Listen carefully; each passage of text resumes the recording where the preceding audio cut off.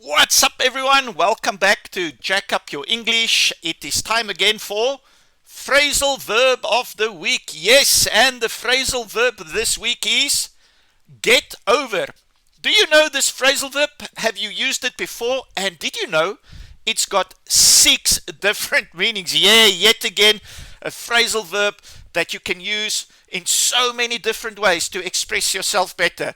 So, let's not waste any more time. Let's go look at the phrasal verb get over. To recover emotionally, to feel better after a difficult or upsetting experience. Best explained by looking at an example. It took her months to get over the breakup.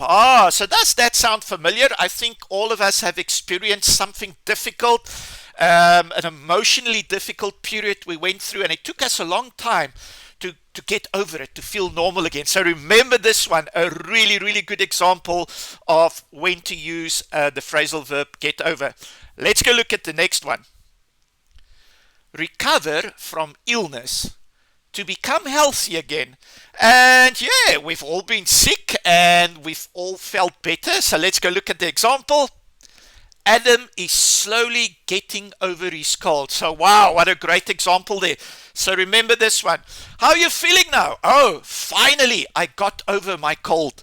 Remember it? Let's move on to meaning number 3.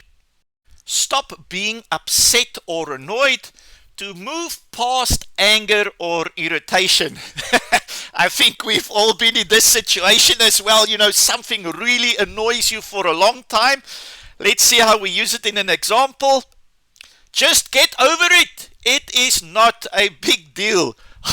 Remember this one. So, if someone is complaining about something for a long time, or maybe you made a joke with someone, but they are really upset about it and going on and on and on about it, just look at them and say, hey man, just get over it and move on. Another brilliant and great example how we can use the phrasal verb get over. Let's go look at meaning number 4. Overcome a mental problem, to successfully deal with something challenging. So this one maybe we can use like when there's a challenge or when you are in fear of something. Let's go explain it by looking at the example.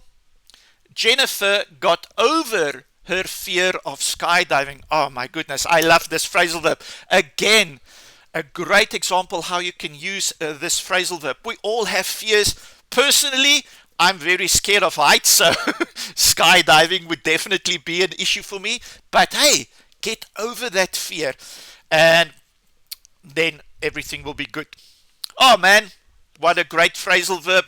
If you love this video, if you love the content of my channel, please go ahead and like and of course subscribe to my channel. I would really appreciate that. Let's move on. Let's go see the next meaning of the phrasal verb get over.